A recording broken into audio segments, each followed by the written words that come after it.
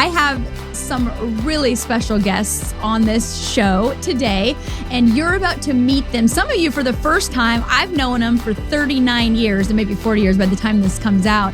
But they were my best friends from the beginning, are still my best friends to this day.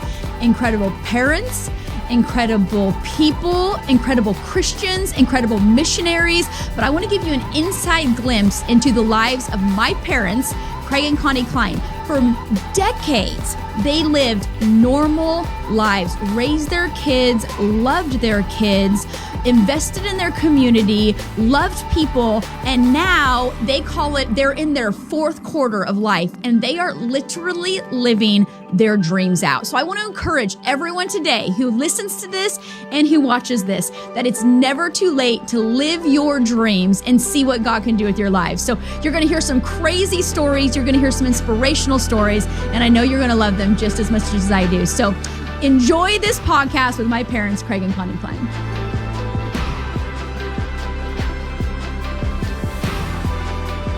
Welcome to my podcast. Oh, thank you. It's so good to be with you.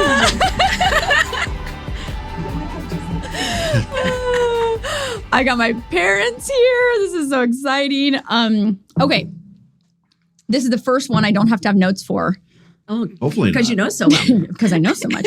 But what's fun too is there's a lot I don't know about the last few years because you're all over the world in scary places, and I would prefer not to know, but I'm going to open up the door for my listeners and hear some stories that are going to really worry me about what you've been doing. But before we get into the wild, amazing lives you live now, Yes. I want people to hear you talk about normal life, pre-missionaries, pre-going into villages, on ships where pirates might be boarding, all of that. I was raised with two normal people. And I think if people were to hear the life you live now, they'd be like, oh, they're super special. They're super extraordinary. Oh, it must take so much to do the things and they'll hear the things that you're doing now. And I want people to hear like, you're normal people, like amazing people, always amazing, but normal. We were raised in a small rural town. You were actually from there. I was. Centralia. Grew up there. You grew up there in the town that I was raised in. You were a broker. Mm-hmm. Shout out to Coldwell Banker, now Vogtberg. Coldwell Banker, Vogtberg and Associates? No, just Vogtberg. Oh, just Vogtberg. It used to be Klein and Associates. Yep. And I worked there. You did, yes. Amazing real estate broker, Jamie Klein. Was I amazing? You were amazing. When you worked. Thanks for the hand up. Okay, so you were a broker. You ran a business, had 6 kids. Mom, you were a stay-at-home mom. You're a nurse now, or you were a nurse then, but you stopped nursing for how many years? Probably about 18. 18 years. You had me. You stopped nursing. You raised all of us kids. And okay, so what I want to know first of all is, as you're going to work every day, Dad, and as you're waking up and wiping stinky bottoms every day, Mom, Yes. Was there something in your heart that was like, oh, wow, I'm like meant for more? Or were there dreams that you were like, oh, this is, you know what I mean? Yeah, uh-huh. Like, because I know you guys enough to know that there was so much in you. And we would do like little mission trips, and we would do things where it's like, we would, pass out things to the homeless, or we would go to little things. But what you're doing now compared to life then, it's so different. How did you maneuver the season of kids and a job that you had to have? Yeah. I can tell you a little bit about my story. Yeah. Want to know that? Yes, I do. Okay. So I Just don't talk bad about me. Never. You're just a hero of mine. In fact, you are instrumental in my story of coming home because I remember that. Always wanted to work. I never thought I would be a stay-at-home mom. Mm-hmm. I was into my career, got a lot of perks from my career. Mm-hmm. And when you were, I went back to work when you were a baby. And I really felt one night God said to me, I needed to come home. Yeah. And I was like, no way, I cannot come home. Mm-hmm. And I actually thought to myself, I'll go crazy. What am I going to do with one baby? I have a pretty high energy level and I'm pretty creative. And I thought, I can't do it. And so I went through this mental anguish that night thinking, how can I come home to one baby? And how can I come home to this man? How would he ever meet my needs? He doesn't even know what my needs are. That's what I actually thought. And I struggled with the Lord that night, but I was very clear. If I wanted the life that I said I wanted, which I thought the Bible would be true, it was really my first act of obedience after really committing my heart to the Lord at 23. And now I'm 25. And he said, if you think the Bible's true and you really want it, you have to come home for the life. It's not everybody's life, my life. Right. It's what you were called to. It's what I was called to. The next day I went in and I in tears, resigned my job, gave him 2 weeks notice. They offered me more money, anything, stay. And I thought, no, I have to come home. God's calling me home. And my first week home, I was there going crazy, thinking, what am I supposed to do? And this is with one kid. One kid. Not you. No. There wasn't even Jetta or Ace. You only. Or Lodi. Or Hey or Noah. No, only has just you. And I thought, what am I going to ever do? And I thought, okay, God, if you say this is going to happen, teach me how to do this. Yeah. And so I found a person in our church, and I thought I really wanted to get parenting advice from them. They're a good family. Let's copy them. I tried so hard to be with that woman. Oh, it never worked out. Yeah. So finally one day, really mad at God, I was like, okay, now what am I supposed to do? And I felt he said, why don't you get out your Bible? And I got out my yellow legal pads, which anybody who knows me know, I write with the yellow legal pads. Yep. And I started in Genesis and went to Revelation on anything with kids and children. Oh, wow. And that was transforming in my life because that's where I learned children are a blessing. And then everything that had to do with family, I made notes in that legal pad. And by the time that was done, I thought, okay, God, here we go. And that began my journey of... So were you at peace with it at that time? I still no, not this peace. I was just thinking God had an adventure for me. Yeah. And if I trusted his word to be true, I got all my information from his word, not from other people, but what is a family and what are kids. Which this is a side note. Yes. When people need people and get so mad when somebody doesn't show up or can't take a meeting or can't whatever. Yes. It's not people. It speaks to that. It's not people. It's not people. And people are amazing. Clearly we run a church. Community is amazing. Oh, community. You have to live in community. If somebody can't meet, if somebody's going through their own, you don't, you still have your Bible. Yeah. And I think God was teaching me a lesson early on, which was valuable, which is, Connie, come to me for those issues of those kids. I had no idea I was going to have 6 kids at the time. Right. This was just with you. Right. And so anyhow, that began my journey. I was like an angel. Oh, and you were just an angel in every way. So I call that my first act of obedience. Yeah. So for me, that began my journey of pray, listen, obey. And that is still a tagline for today. Yep. Pray, listen, obey. And then and when I'm in it for 20 years, some days I'm crying, what am I supposed to do now? Right. But I heard God say, go do the dishes. Yeah. Seriously, that's how my life was. Go make your bed. And I'd be so mad but because you had a career, you had other things you wanted to do. And now you're like putting out kids. Yes, exactly. And you're learning. Yeah. And I got a lot of, my pride got fed by that, which God has shown me over those 18 years. That's not what he wanted to feed from my career. What he wanted me to do is learn to love and serve my family. Yeah. And we wouldn't be where we are today if that hadn't happened to us. And then God gave us a family of 6 kids. Right. So, oh my gosh, then you became to me, this is just my journey of home. We're YWAMers by our background. So we kind of. Youth with a Mission. Youth with a Mission, Look it up, everyone. And so then we love YWAM even to this day. So I actually looked at the family as my small group, and God gave me the verse. I remember reading in David, and he wanted to build the temple, and God said, "No, you gather the supplies your children will build." Yeah, God said that to me so clearly, Connie, because I wanted to be in mission so badly. And that's what I want to hear about too, and I want to hear Dad's perspective as well. For 18 years, you're raising these kids, but you have a heart to reach the world. Exactly. But he said, you gather the supplies, your children will build. So anyhow, that began my journey of you guys becoming my small group and our outreaches and all that, which you know all about that. And I can go on forever with that. But that's kind of how I began. That began my journey of those 18 years at home and then growing in peace with that and the life God showed me through that. Yeah. Which wasn't the life you necessarily wanted at the time. Would you say that's true? Oh, no. I didn't want to quit. I was crying. Yeah. And I thought, how is he ever going to meet a need? How's this baby going to take care of me? Who's going to whatever? And who? Me. And God said, come. And very clearly, I heard the words, come home. Yeah. So I came home. Wow. Okay, so Dad, while you're going, and then I want to go back to like some of like the ways that you handled being home with 6 kids for 18 years with the missionaries coming through and all that. But okay, so Dad, you're going to work every day, supporting us in our Godfather's habit. Yes, that's exactly right. Our fast food ministry. Okay, first, nobody in Texas, I don't think, knows what Godfather is. Godfather's even still? No, it's not there anymore. But we'll call that the Dad's going to work every day. He's got 6 kids coming home too. He's got 20 employees and now I know what it's like to, like have people who look to you and we're Godfathers, which for everyone who doesn't know, would you describe it as a pizza buffet? Yeah, it's a pizza buffet with toys for kids to play on. A pizza buffet for a crazy mom to spend hours in the afternoon. And there's no shame in that. So Mom's taking us to Godfather. She's homeschooling us at this point because I begged to come home. The fast food ministry at that point. Yes, and I want to get back to that. But first, I want to hear, Dad, you're going, you love God, you love your family, you're going to work every day, coming home, I would guess, really tired? Yeah, well, it could be. Yeah. Probably not as tired as my wife. You don't think? Yeah, no, I don't. No.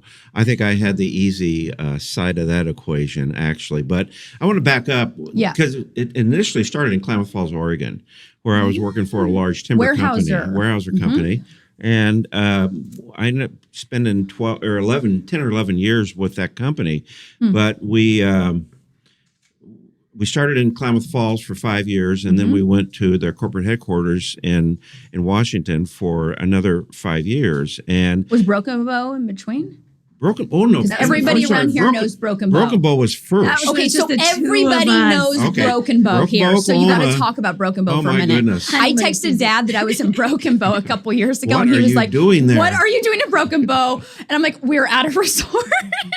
He's like, "Watch where you walk. Oh, really? Look for snakes. We got to go back to Broken Bow one day." Okay, so anyways, so Broken Bow was before. Yeah, Broken Bow was my first assignment with Weyerhaeuser Company as a forester. I graduated as a forest manager from University of Washington, and had a friend of mine that ran the woods operation there, and he hired me to go out there. So Connie and I went out there. It was a great first.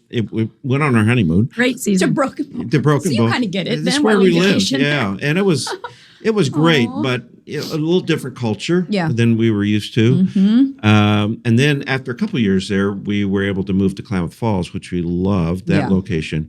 And did much the same thing. And then I applied for a job up in Federal Way, Washington, with the corporate headquarters, and got that. And so we moved there. And all the time we were, I think we had 2 in Klamath. You and Jessica were in Klamath, and then up in Washington we had Ashley, and then Jody and Noah and Taylor were all in Centralia. But Jody was born in Centralia? Yep. Yeah. I remember Ashley was at, That's wild.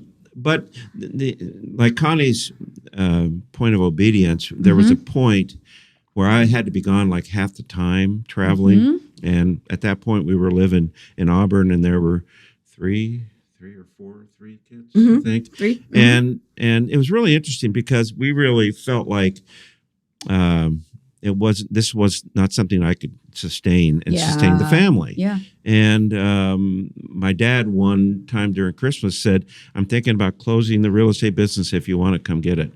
And so it kind of started stirring us, and we really felt the Lord led us towards that direction. And actually through a prophetic word from a lady named Eve Umbanetti, and who I'm sure is now in with the Lord. She gave us a word and just absolutely confirmed our move to Centralia, my hometown, from Auburn after 5 years in that area. So and did you even know that it was? You didn't even know it was a prophetic word at the time in this sense. Well, we were shocked. We did. You did know. Well, we knew it was the direction. She just came up and prayed behind us and said, at church, after church, the garden of prayer. We hadn't told anybody. You were in the garden. Yep. That's what they called it. And no one knew what we were praying about. Yeah, and she came up and said, "God told me you're going to sell your house," and we were like, "Really?"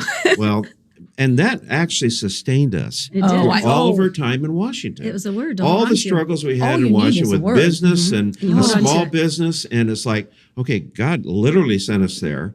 So we're not looking back. No. Yeah. And so that word from that little old lady Oh just my word. absolutely And sustained this us. wasn't even like a Pentecostal Oh, no. church, No. right? No. Like No. it was. No. No, It it was was just just- it was a Christian church. Yeah, just a independent normal Christian Protestant. church. And Yeah. the tag on that, when she came up on Sunday, we listed the house on Monday and we sold it on a Tuesday or Wednesday. Yeah. So we held on to that word for all those years. Yeah. When you have a word, you just hang on to it. When you have a word, Yes, you hold on to you Yeah. it. can go through anything. Oh, you can. You can. And we did. And, We you know, did. like any family. Yep. By the way, we are normal, which means that Oh, we yes. make mistakes. Oh, boy. Right. And that We have been around the block. Yeah, we Yep. we haven't done it all times. right. Goodness. But it was really Wow. exciting for us, and it was kind of a difficult thing to go back to my hometown. Sure. where I grew up. Yep. And, Little and, town. and Yep. the business was really not. It was struggling, but over the 30 years, 30 years? Lord sustained us through that business. We were able to, with you guys, you Yep. know, travel the world. And, Yep. and You took Jessica to Germany. I took her to Amsterdam. Oh, Amsterdam. Amsterdam. That was Yeah, Amsterdam. We went to Kauai Yeah, on a mission trip when I was Oh, 13. After Yeah. the Hurricane and Iki. Yep, a Hurricane and That was our Nikki. first one together. So when did it start churning in you? Like, oh, like we really love people and we want to impact the world. Because you're family people and you focused on your family so heavily for those 18 years. Was it in you the whole time? Like, I think so. Oh, Yeah. it was. Yeah. In fact, because we so how did you never? Because I'm like adored by you. you are adored by us in How every did you possible never way. get a little bitter or angsty? You know what I mean? Like we could be. No, never. I didn't. No. Yeah. I didn't get bitter. Really? Yeah. No. What really sustained me? Yeah, what sustained you? Because there's so many people, like we have the best people in Yeah. our life here and that will be listening, and they're living out the real, like they're in the trenches of family Yes, and exactly. kids and teenagers, Oh, it's but they're still like gifted, amazing people with dreams, because your dreams don't die when you turn 40, hopefully, they because that's me in a don't. few months. They So don't. how do you sustain the trenches? Mm-hmm. You know what I mean? As a mom and as a businessman. Do you want to go Mom- first on yours, or do you want me to go? You go ahead. For me, Yes. I actually took it when I said that you became my small group. Mhm. I never really looked at you as just my children. Yeah. You were actually God's kids, Yep. and I had in charge of you as a small group. So we were going to do outreaches, and we were going to work as a small group. And so in home, what sustained me, because I always wanted to be in missions. Yeah. I don't even know if you remember this, but we went out one day because I felt God said we need to dedicate the land to as holy land. So this is true. Okay, I had don't 5 of remember you at the time. Okay. We went out, and this is just something God taught me. That day we walked around our property up on the hill. We did our 2.5 acre walk around On Sandy Boulevard? on Sandy Boulevard. Okay. I got in the car and I showed you guys. Opened a car door and I sat in the car and I said to you girls and Noah, okay, this is how it is. Our property is holy ground, and God is telling us here is our mission field. So for now, we have to embrace this with everything in us. So see how when Mommy gets out of the car and puts her foot on this ground, this is our ground. It's holy ground.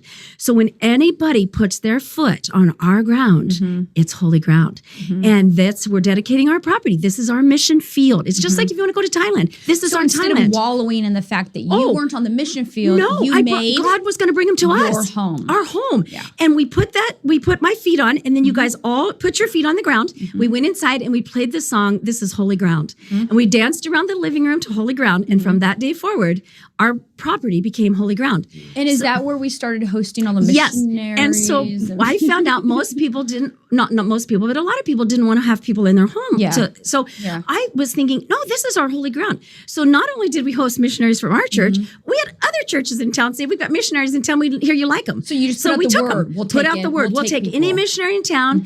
And so we got people from all over the world at our dining room table talking to And I do children. remember. I don't remember Holy Oh. Ground, but I remember this. Talking Yeah. to children, teaching things about Japan and Africa. And it became such an honor. The guy with the hot sauce in his pocket. Remember that? I don't even remember that. But and just another thing just coming to my mind, if you really can see it as your Yep. mission, Yeah. we had an opportunity. People were coming into our town, speakers, and amazing speakers, but nobody could go get them because everybody's working. And they'd say, oh, Connie will pick them up. I would go to the airport and bring back these amazing... Would you take us with you? Yes, many times. We would go bring back like Ron Smith, who started SBS and YWAM. SBS and YWAM, yeah. Mm-hmm. So nobody can get him. I go down there and get him. And I'm coming back with him 2 hours in a car, a man who started School of Biblical Studies that I always wanted to do. Mm-hmm. I couldn't go take the school. I have the teacher in the car for 2 hours. Years later, I'm with DTS students arguing about a point, and I said, let's call Ron Smith. And they're like, yeah, ha ha. I say, hey, I know Ron Smith. You have his number. I was at home in this place. The verse God gave me too was, there's secrets, the verse about treasures hiding in secret places. That became so in my heart. Yeah. And I thought, there's treasures hiding here. Where are they? You can't be in the bush right now. No. You can't be in the Amazon right now. But there's treasures here. But there's something for and God's saying they're hidden. Mm-hmm. They're not where, oh my, there it is. It's hidden, Connie. Where is it? Find it.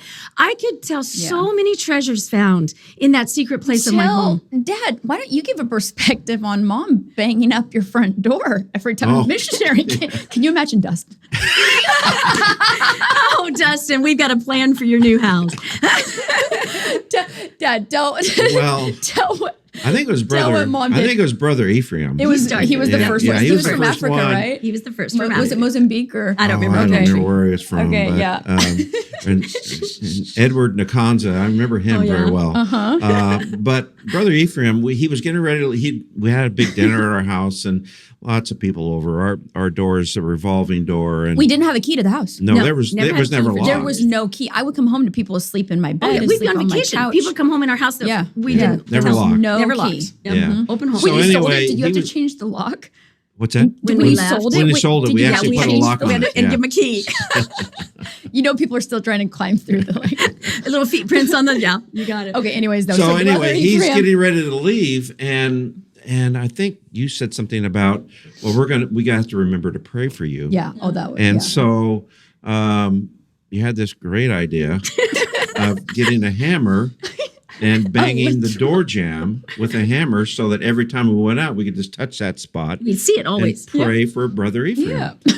And so he was very reluctant to take a swing at our door jamb, but he finally did. And I do remember this vividly, like him holding that little hook part of the hammer, not the head part. The hook. Yeah. And he did, and from then on, that was a tradition. Mm-hmm. Our door jamb had to be replaced when we moved. You replaced it? Did you keep it? No, we couldn't. We removed it. Oh, yeah. But there was interesting traditions like Brother Ephraim. We had a lot of marks in that door. Oh, yeah. We kept the hammer in the shoebox. And I just want to keep reiterating, like, you could have been whining and crying the whole time that you have to go to work every day and support this Godfather's habit, and you have to raise 6 kids. Yeah. But you didn't. Yeah. I mean, and not that there weren't horrible moments. I'm sure there were a few days I might be crying. But like at the end of the day, like you took what you had and you made it work. Yes, because you use what you have in your hands. You use what you have in your hands. Exactly. And so I still remember so many missionaries taking that hammer and beating our door. I'm surprised it even shut. We had just great marks in that door, and so sweet to walk by, and you'd always be thinking of who they were and pray for them. Every time you come in and out of your house, it was just such a great idea. Do you remember a phone call from Lauren, a very... Oh, do I remember? So we went up to pick up Lauren. One of the highlights of my life. Because nobody's available. And tell who Lauren Cunningham. Lauren and Darlene are the founders of Youth with a Mission. The largest missions organization in the world. Yes. Yeah. And they flew in for a conference, and... we went up to pick them up. Because we're available. Yeah, and they're YWAMers, so they're not about to order a limo. Yeah. It was pre-Uber. Yeah. And we weren't YWAMers at the time. Right. Mm-hmm. You just had a heart for... People, who needs home? Yeah. We get them. So on the way back, we were telling them about our oldest daughter, Jamie. I was probably 12. Yeah. Right, or 13? And, 12. Yeah. In fact, you did a horse promo for that whole event. Remember riding in the horse? Dryzabone. Yeah. Oh, yeah. I do kind of remember that. Yeah. Another thing your work. Oh, were you on that one? Mom's horse happened. When the horse went over backwards, were you with me then? Oh, I know. I was pick up anyway. No. Anyway, so on the way back, Lauren says, "Oh, well," and I had my box phone, in the old car. Yep. The old LTD or whatever. had the big box phone. He said, "Let me call her." So he calls Jamie. That was his idea? He called you. Yeah, Yeah, he said, yeah. "I'll talk to her. Give me your phone." You're Yeah, kidding me. yeah. He called I you. didn't know that part of it. Sure. "Hello, Jamie. This is Lauren Cunningham." He probably dialed 6459. Oh, I'm sure he did.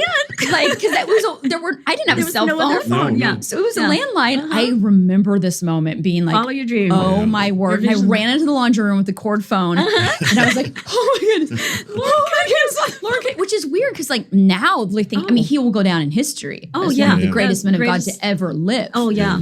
And even at the time, I didn't even realize who I was talking to, and I we was still didn't either. stoked about it. We were in the car. We Right, didn't you're realize like, who oh, it was he either. seems We went and had nice. tea at his mother-in-law's house, and we're like, "Oh, this is nice."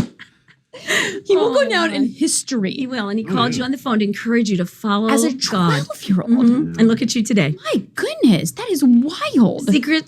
He, Things he hidden in is an secret amazing places. man. Yeah. Him and Darlene Yeah. are Yeah, we love them. special people. Almost every podcast I do, YWAM gets brought up. Oh yeah, in some way because yeah, okay. we're just- Okay, so there's 18 years where all of doing this is stuff like that. happening. You're finding your secret places. You're Exactly. having missionaries jam the door Exactly. frame. All of this. One other thing before I want to jump forward to where you are now, we're going to miss the middle years, and Okay, I don't yeah, want that's to fine. like in the parenting Yeah. stuff. We don't have time for. No, Maybe we'll do that's- parenting no. stuff later, but because I want to talk specifically to people like who are in the trenches, and then I want them to see like what life can be after their kids are gone. But really quick, touch on the fast food ministry because Okay. Again, you just use what's in your hand. Dad's in his office, the Coldwell banker. Dad's working away. We're slaving. driving down Harrison. And I had this bright idea. Well, I have to entertain myself with these children, and I keep can't life imagine. I going. cannot imagine. It's an effort, okay? Oh. So we laugh about our Godfather's ministry, but it was a place I could just put him to play that was safe. Right. So I decided, I don't even know how to, I think it started out at Pizza Hut. I know how it happened. We'd go into Pizza Hut and the same waitress kept waiting on us. So I got to know her, got to share, invited her to the World Impact Mission. Her oldest son gave his life to Christ. So I thought, hey, there's a ministry So you're here. in Pizza Hut with all these kids, but your heart is still burning to burning do for something. So you're sharing like, Christ. I guess I'll just talk to the person in front Exactly. of me. Okay. And I still feel that way today. Yeah. Who's ever in front of me gets me. Yeah. I don't have to think a mile away. It's Yeah. right now. If God brings this is my Yeah. destined appointment today. Yep. So anyhow, I'm sure she was attracted to us because you children were so wonderful. Because we really? Oh, wonderful. Really? Oh, out were of well chart. behaved? Oh, well behaved. Are you kidding? Oh, well behaved. So you all were perfect, and I got a lot of comments on that. And the thing we started, a little game Even I started Taylor? with you. Taylor wasn't there yet. When you were 4 at Godfather's, this is like every year I'd get skills that you have to learn. So at 4 years old, you had to pay the bill. So at 4 years old, you had to take the thing up to the cash register and get your change and talk to the people and come back. That's when like money was a thing. Yes. Like real actual Real paper money. You had to take it up, but it was much more difficult for some of you than others who were quite shy. Oh, so we yeah. had to work on those skill Yeah, set. That yeah. was just, so that kind of was how it started. That began and you soften people at the cash register because there's this little kid exactly. being like, Yes. here you go. Yes, and one of you would have to take maybe one of the other siblings who was a little shy about that. Yep. So I started working on just social skills through Yeah. that ministry alone. Not a ministry, but that Pizza Hut. I win, don't have to cook. I get out of the house. You guys learn a skill. Yep. So I'm always intentional. We don't just We didn't just go to Pizza Hut. Everything we Yeah. did was intentional. Yeah. And so from that ministry, anyhow, I got relationship built. And then I thought, wow, I wonder who else working in these fast food places. So I asked Craig actually if I could have a fast food budget. And he said, you will do anything. Craig's the best man I know. I wish you all could just have hours with Craig. There is nobody quite like Craig. So he budgets me out some fast food ministry. So and I had an envelope system at the time. We had envelopes. Yeah. And so I got to where I would go through a certain specific, and these aren't my ones, but let's say there were 5 specific ones I'd go through. I got so involved with these people. I could come to the drive-through window and giving my order, and they'd say, Connie, is that you? And I'd say, yeah. And she'd say, I remember this one. She said, I can't wait to tell you. I lost my apartment. I'm homeless. My mom, blah, blah, blah. I could go up to somebody and say, you have a new ring. I mean, I got so close to my workers. Who was the lady that you were really close to? I remember her. Was it Taco Bell?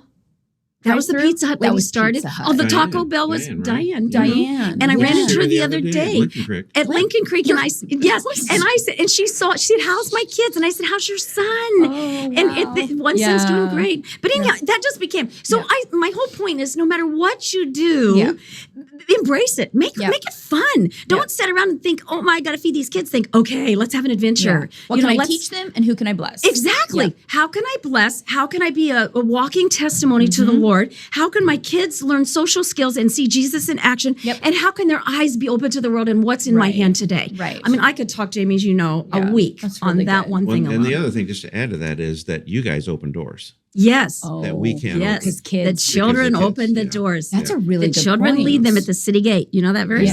Yeah. Well, there's a verse in there about children leading at the city gate. And it is absolutely true, because wherever you go, you guys open the door and then I just kind of slide in on your tails. You guys do all the work. Even, especially on the mission field as well, developing countries.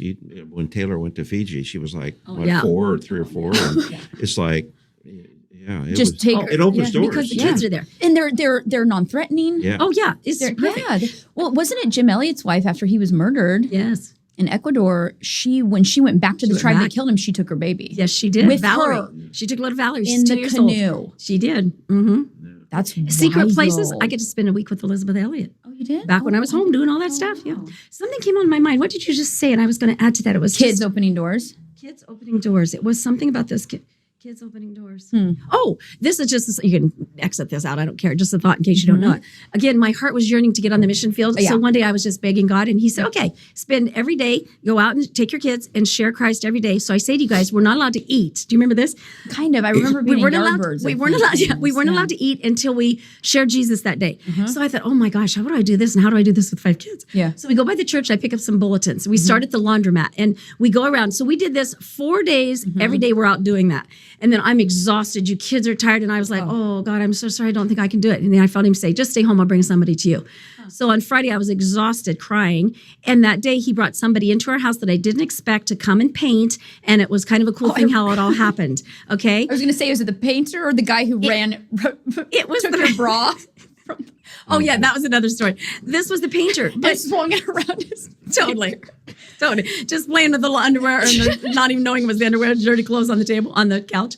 But just God just blessed. You know, it was just. Did we stop doing that then? We did, because I was feeling it was too legalistic. I was trying to do it in my own, and God said, "Connie, just stay home. Yeah. You're home." And that's actually how the holy ground was built from that. Oh, okay. Because I thought, oh yeah, I'm not out doing that. I have 5 kids. I need to stay home. I need to feed them. I need to love them. I need to nap them. Right. And he said, stay home, I'll bring them. And so that's how Holy Ground came. And that's how our home ministry came after that. Interesting. When I started out trying to just do it on my own. And God said, you come home, girl. So I called you home, go home. Yeah. That's wild. Okay, so fast forward 18 years. Kids are gone. Kids are gone. Homeschooled. Kids are gone. Yep. Taylor's here. Taylor's here. The baby. Baby's living with you. Your kids are doing well. Yes. Everything's I love good. them. You get to finally, or not officially retire or no? We actually officially retired. Sold the business. Sold the business to our amazing friends. Yeah. Yes. The Votbergs. Shout out. Yep. We love them. Their 4 little boys were in my wedding. Remember that? Oh, it's They're so cute. men now. Oh, I know. Getting married. Oh, they're men. They're It's amazing. So wild. So you sell the business, and all of a sudden you two are like, I guess now it's time to live the dream.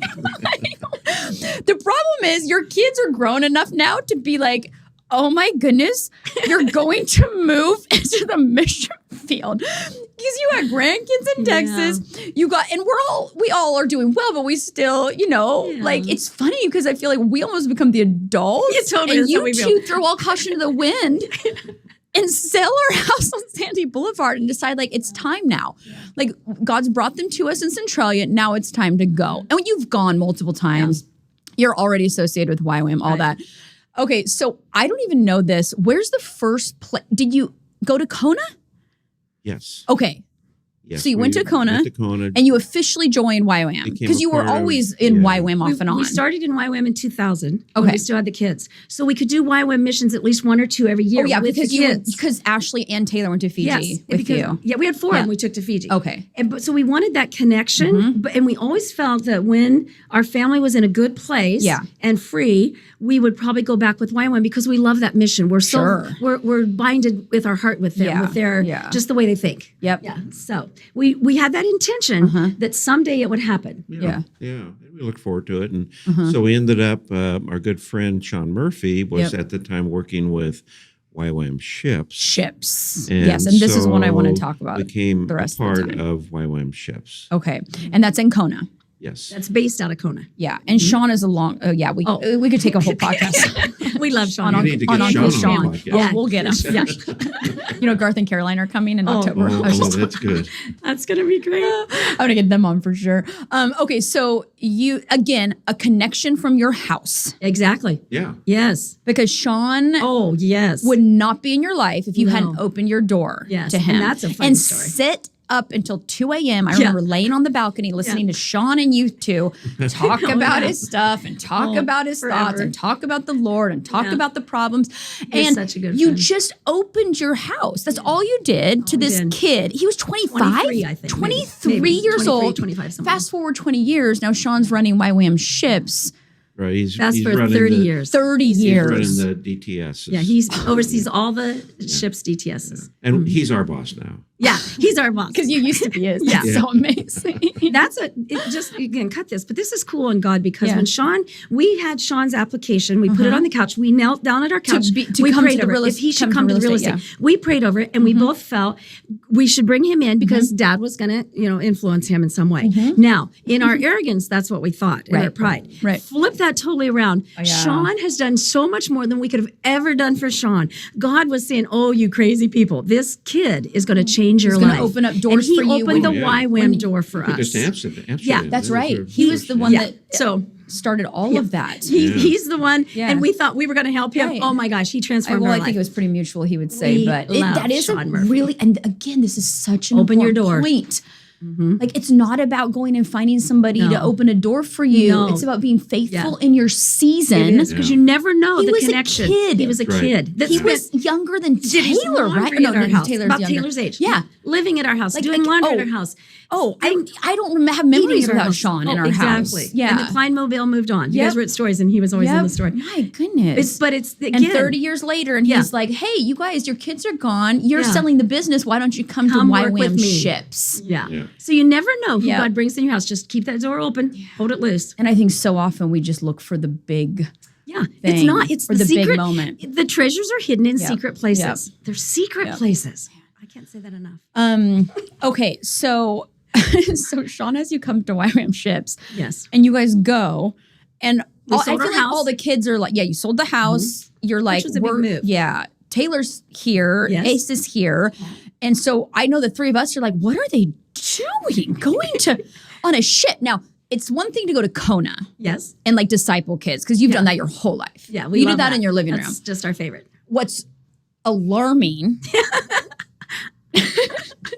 is that you actually went on a ship. Yeah, we do that. Yeah. Or you do go on a ship and go into these places where, and this is what I want to hear about. Okay, so was the first place Papua New Guinea on the ships? Yes. And why is the ships so into Papua New Guinea, and why how long did you go for? And what, talk about like What happened there? what happened there and Okay. the well, life you now live and why Well- I don't sleep at night. Well, YWAM Ships is their motto is to go to unreached people. Yeah. And medically speaking, and then what we bring the four legs, which is training, it's medical or mercy ministries, Yep. evangelism, and what's the fourth one? There's training, evangelism. Education or No, it's not. No, I'll think of it. Anyway, but we have a medical focus, and that in Papua New Guinea, there's 8 million people. There's 800 different languages. within Papua New Guinea? in the country. Oh, my word. There are areas that can be reached by boat that have been unreached by virtually any medical care. And so our goal is to go into those places and to where the unreached people are and provide medical and spiritual care, for them. And honestly, it was the best thing ever. Really? It was, oh my goodness. Crazy. If you can, we flew into a little village called Wewak, which is hidden. You can't even get there by land. You have to fly in because it's isolated. And we boarded our ship, which was a fairly small. Was that the Link? That was Pacific Link. Okay. My favorite. 300 ton little thing. Had 50 people on board, and went to these outer islands, and pulled up and put down the anchor and brought our Zodiacs and came ashore. And what's a Zodiac? Zodiac is a little landing craft that allows us to bring all of our supplies, all of our meds, all of our vaccinations, and come ashore. And it was the most unbelievable thing I've ever done in my life. Really? Oh, my Because goodness. you've done a lot. Well, I mean, when we're cruising up on the ship, and all of a sudden wooden canoes are coming out to greet you. Wooden canoes. In the- dug out wooden canoes. in the garb of their Traditional waving garb. palm branches and singing. Yeah. Praise God, the ship is coming. Praise God, the ship is coming. And they're circling your ship. Oh, my word. And they're bringing you into the island because you can't tell where the reefs are. So they know what you're there for. Oh Yeah, they know there we're was coming. advanced people work that, was done. that said we were coming. But there's like There's nothing like 600 that. people on this little island. And Singing and dancing. and so we come on, and the first So you day. get onto the Zodiac. Are you scared? Are you thinking, are there alligators? Are there snakes? No, not really. No, You don't think it's It's too much. beautiful. It's Really? like, Okay, yeah. It's not like some places. Yeah. It is. Depends on where we go. That place was That place was, those islands were just amazing. And so we come on landing craft. We had an older couple in their 80s that came with us. That's And- amazing. Yeah. Their dream was to go back. Yeah. And so we put them on the first landing craft, and Ralph and Dottie, We love them. they're our 80 years old? 85. Yes. 85 years old. They aren't Getting on a Zodiac Yes, and- to go to an... because it was their dream. They were begging God to let them go again Oh, my before their word. intended. So we took them. We took them and so we Only we go on the island, and they're literally the path is lined with people cheering. And then they had this huge welcome in their ceremony, and the clothes, their food and the red paint all on their local faces and fish Oh, and beautiful. fruit and so then it was like we did cataract surgeries. Oh, my Tell them goodness. about Abraham. Okay, there was a guy. He's probably 91.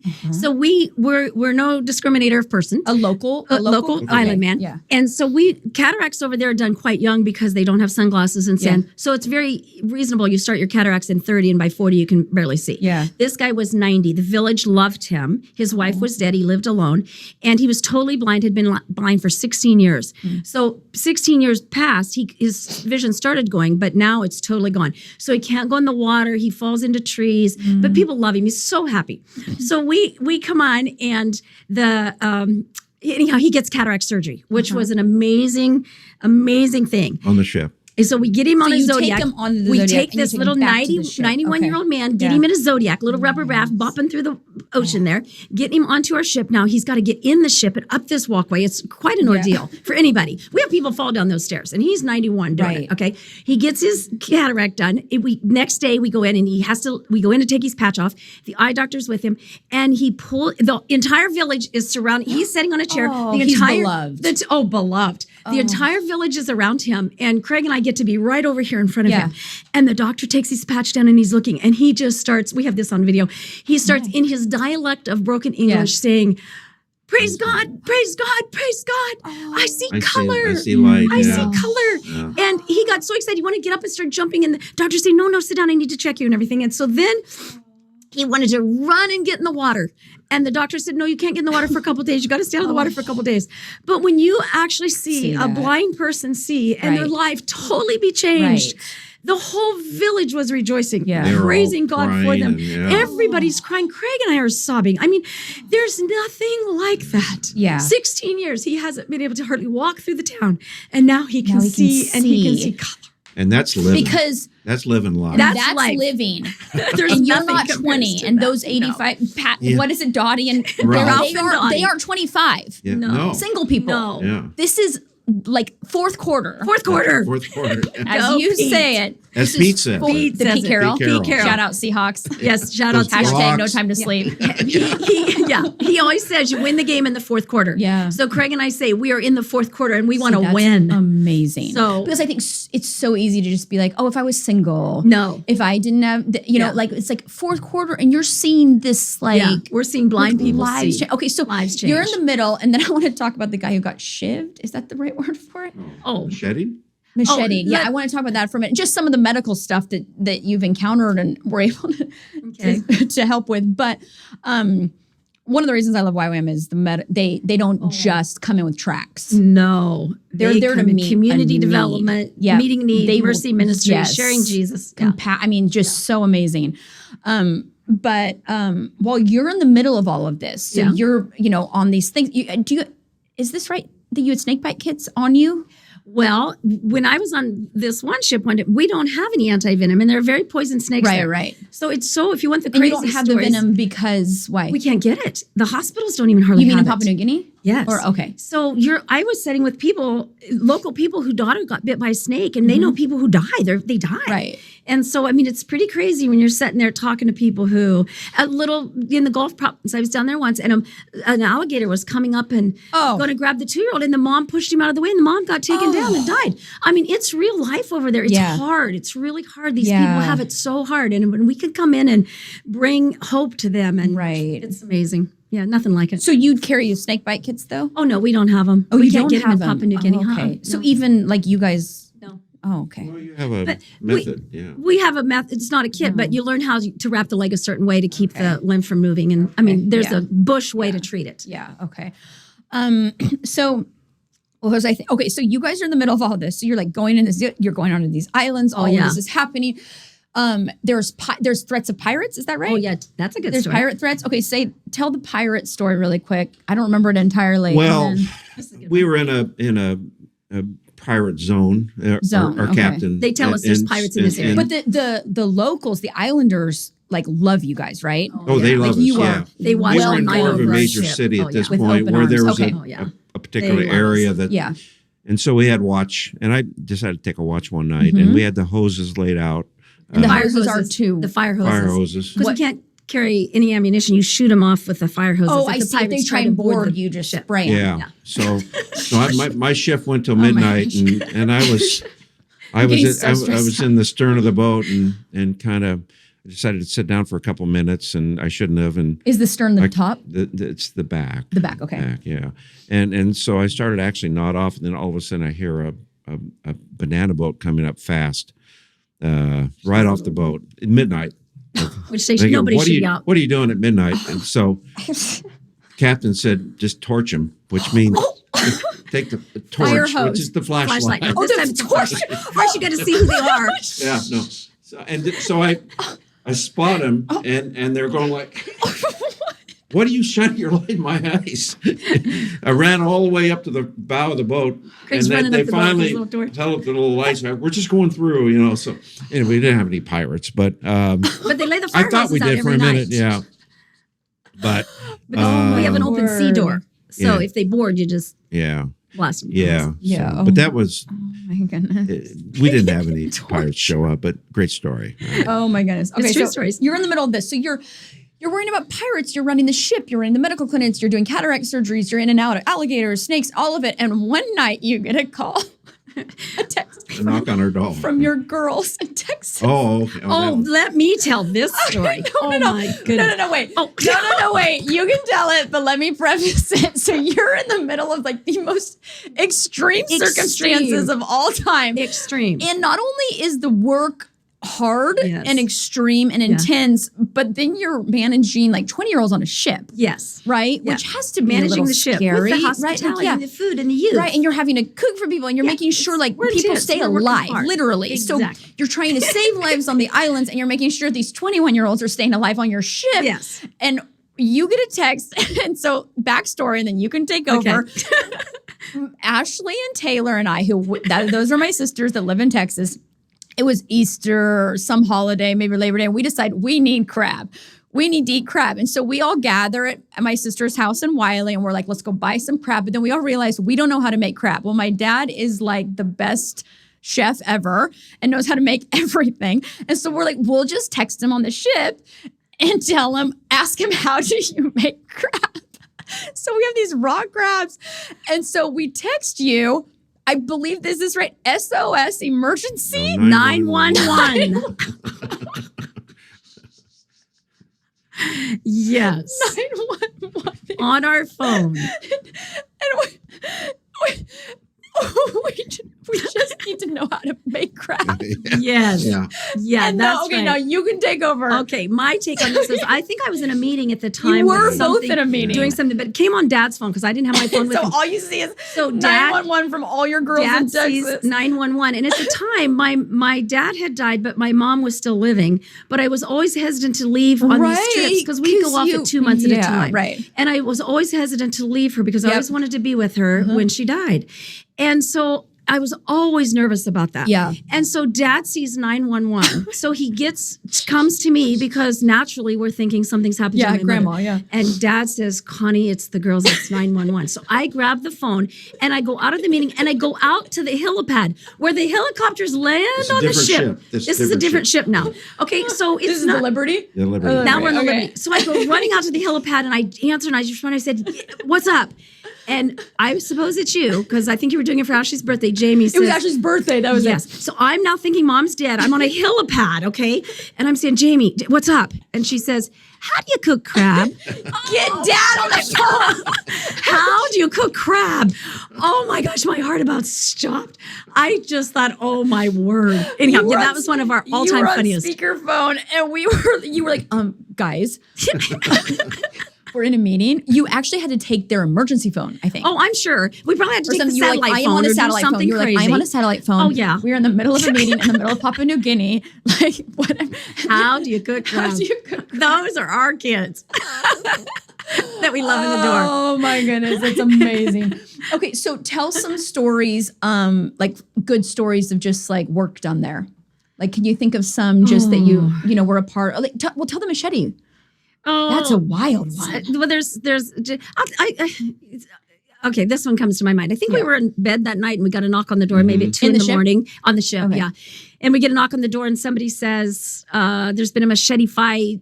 I think they need sutured or can you come look at them or whatever. So I go up, there's a little tiny place I put them in.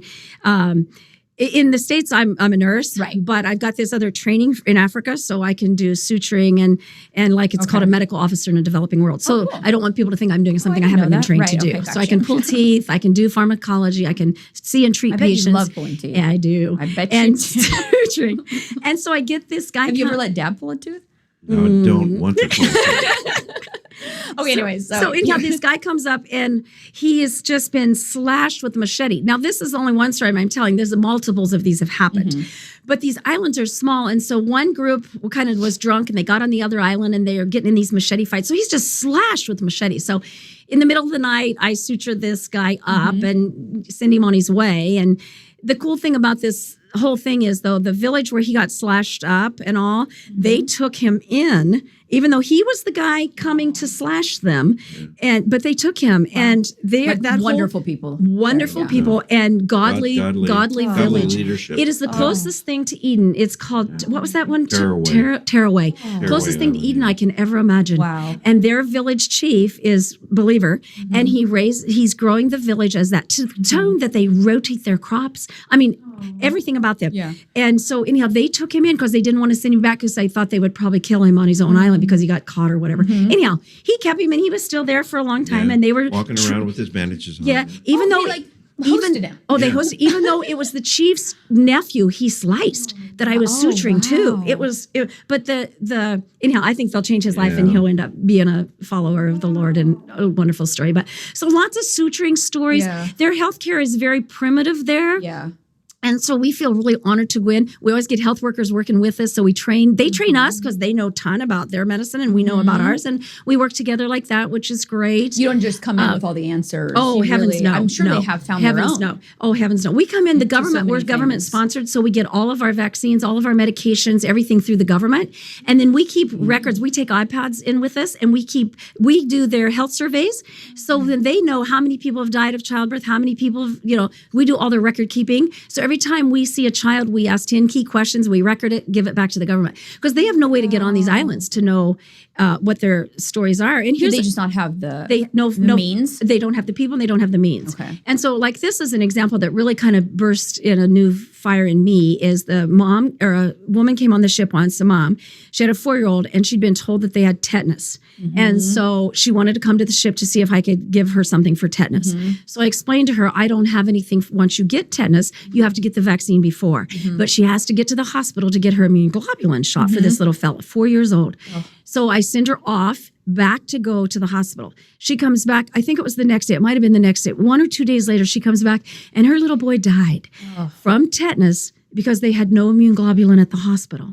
And so that became a fire in me to get tetanus in these little people because I found out like 1 in 5 women die in childbirth, and these children, these newborns there's nothing clean, their things are dirty. And so that's an example. In front of my eyes, a 4-year-old died from tetanus, which is so preventable. So it's those types of things. But there are many great stories, but that was one sad one that really made me think, we can really do something. bring something here in the medical world, plus vision and suturing and wounds. And I mean, I have so many crazy stories of people falling out of trees and, machete fights and fingers cut off. And wasn't there one where you were in a dugout canoe with a guy? Yes. There was an arterial wound? There was. And you were like... Yeah, it was crazy. We had to quickly get an IV in him and just pressure. We had to get somebody from the village to see if he could get him off into a hospital, and nobody has gasoline, and it's just very traumatic, so you do count on the Lord totally for that. But we got it. I mean, God just does things. And, we got people that could apply arterial pressure. We got an IV line in him. Somebody had a gas. They threw in the boat and off. I still don't know what happened to that man today, but we sent him off to get into a hospital as quickly as we could. He had an femoral arterial bleed. Yeah. Do you ever worry about our own stuff? Yeah, like you're about like on the ship in the middle of the ocean. No, you don't. You're not really. Not usually. One time I think was a fire on a ship is really bad, really bad. And so this woke me up a little bit. Craig woke me up one night with the fire alarms going off. I didn't hear him. So I was thinking, because I was just dead in the bed, So that kind of made me, that's the first time I thought, wow, what would I have done if Craig hadn't heard the fire alarm? You have a fire to ship, because that's the best way to get that. So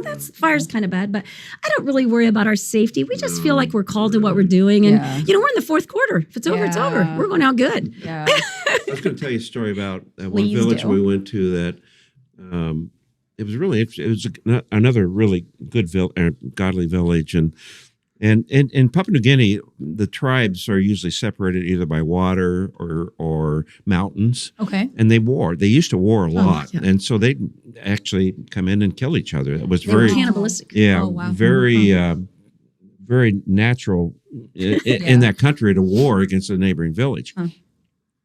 So I was visiting this one village, and I was talking to the elder, and he said, well, this is where the old people go to church. And I said, really? I said, well, where's the young people go to church? And he pointed up to a ridge, like 2.5 mile walk up this ridge to a church up on the ridge between two villages. Oh. And I said, why do they go there? And he said, well, they can hike that. And what it is way back when they started, like 30 or 40 years ago, they were warring with that other village. The elders got together and said, let's build a church on the ridge between the two villages. And so they came together to that church, and everything then normalized, and they got along through the church. And I thought that was such a beautiful picture of the reconciliation that God can bring to warring neighbors. Wow. And it was they came together at the church. So, but all the old people can't make it up to the ridge, so they got their little church down in the village. Oh, that's so cute. Great story. Yeah. Can you name all the countries you've been to? Oh, Try it. Jamie. Try it. I just want to see it. Try it. Oh. Let's try and count them. Well, let's start in Africa. Tanzania. Okay, yeah, that's good. Tanzania, Yep. Senegal, Mauritania. You were in You a Muslim? Northern Africa there. What's it? Morocco. Morocco, yeah. I can't even remember them all, Jamie, really. Then in Thailand, Cambodia, Cambodia. Vietnam, India, China. Kind of going through Right. all the And Europe none of these people. are vacations. Oh, not one No. of these are vacations. No. Brazil. And then the typical ones here, but Well, Amsterdam, so many. in Yeah, all Europe, those Europe Western ones. Europe, Australia. We did Australia, New missed Zealand, down there. or not New Zealand yet. But we're going to We're the going ships to, there now. We'll we have probably a go ship there in next New year. Zealand now, so Australia, And we'll probably do Solomon Islands. and then year. Samoa, all the Samoa, Fiji, all Fiji. those. Yeah. what's the name of that Mexico, little island I went obviously. to? Niue. Yeah. which Niue. nobody's ever heard of that. I'm sure. I don't even cannot really. So a lot in the Pacific. Yeah. So that's Anyhow. 20 right there. Oh, is it? And there could be more when I really think. But Wow. from staying home 20 years, Yeah. doing what God has You called were us to home do, for being so obedient, decades. decades, And look at that list. and just smiling with those children, Yeah. seeing the best in them, And I crying. would point out investing in young people, investing in young Yeah. people. Yeah. which is like such a no Which wonder is- you love YWAM because Oh. it's all like even Youth. then you had 20-year-olds in. You had it was all it's that next generation mindset of like, wow, I got an open door and they need food. And they need food. They need somebody to love So, them. yeah. In fact, I just said to Craig, what are we going to do? And I said, the thing I love the most, if I could do one thing, I would work with DTS. Yeah, the young people. I love it. Yeah, that's so good. What would you do, Dad? Manage a ship? He's so good at managing anything. He's Oh, amazing. I know. Too good at When you're not a mariner, it's a professional mariner. It's difficult to manage a ship. I don't know. I get a little seat weary in DTS. I love the interaction, but the setting time is a little bit. I do like outreach. I really like the outreach, and but I'm pastoral. Yeah. So anytime I can just talk to people, encourage them, exhort them, that's kind of. That's so good. I like to play golf. I got and my I love friend- that you're playing Got golf. my friends in I love Hawaii. that All of too. his daughters keep telling him, play more golf, Yes. Yeah. go So does less, his wife. go on less trips. And I don't say that, but I do say play all the golf you want, sweetie. How He did you deserves it. two, and how are you two like doing this in your fourth quarter and almost all of your children are like, oh my gosh, this is so scary. Like, where did I get my fear? Yeah, you don't need to have it. You don't need to have any fear about I what clearly we're didn't get doing. it from either of you. Yeah. Okay, so we're last good. question. Yeah. I ask everybody, what would you tell your maybe 20 to 25-year-old self? Like if you could go back and be like, hey, you need to know this. What would you say? Learn how to Google how to cook crab. Yeah. I just even when we just got back from Haiti a few days ago, a lot of the people there are so worried at 20 and 21, 22 about what they're going to do next and whether they should do this or that or this or that and like their life's over, if they don't. And I tell them that time is your friend. Yeah. And you've got that's really so good. much time ahead of you. Just go the direction that you feel God's leading you and don't worry about it. You got time to do all the things in your life that you want. We have a friend that's a dentist, and he's deciding whether to go back into dental practice or stay in the mission. He loves the mission field more than anything. Thriving. And I said, well, you can do both. It's not like you have either or. It's both. Life's big. And so don't get all wrapped up with trying to figure out the perfect path, because I really believe there are several paths that are good for life. So, That's really relax, chill out, That's just good, do what's in Craig. front of you. Like Connie said, hang loose. live what's in front of you. Yeah. More than anything. So good. It's really good. It's great, Dad. Oh boy. The only thing that came to my head, and you can cut it because it's the only thing I can think of. If I could go back to my 20-year-old self, I would probably say, be more honest with who I am. Yeah. Because I used to always think I had to be a certain way for Craig. I wanted him to really like me. And so I tried to I'm sure that translated to be something for your kids too, and be something. Yeah. For, And I thought, I would be more honest because now I'm totally honest. Yeah. And Craig absolutely adores me. Right. But I didn't trust the who I was enough. And I'd say you are enough just the way you are. Yeah. Just Right. you are enough. Yeah. So I would think I would just be more honest with Craig about who I was and what I really thought and how I feel, and not try to be somebody I thought he would like because he likes me more when I'm totally who I am. That's So I think be who you are. You're enough. So I'm married. Yeah. Yep. You're enough. Yeah. Yeah, That's you're really ech. good. Thanks for You're coming on, amazing, you guys. Jamie. Thank Oh, you. thanks, Jamie. You are amazing, You girl. are. Firstborn. I'm the favorite. Sorry about you, Taylor. She is amazing in every way. Has been the perfect daughter. Thanks for coming on. I'm really proud of you guys. Oh, I'm for proud all of that you, do. girl. Look at you go. I think this is going to be really inspirational to people. No. Fourth quarter. I think we'll call Fourth it quarter. Yeah. It's you win in the fourth quarter. It's And you so just good. don't retire. You retread. Yeah. Yeah. It's great. Love you guys. Love you too, Jamie. Good job. See ya.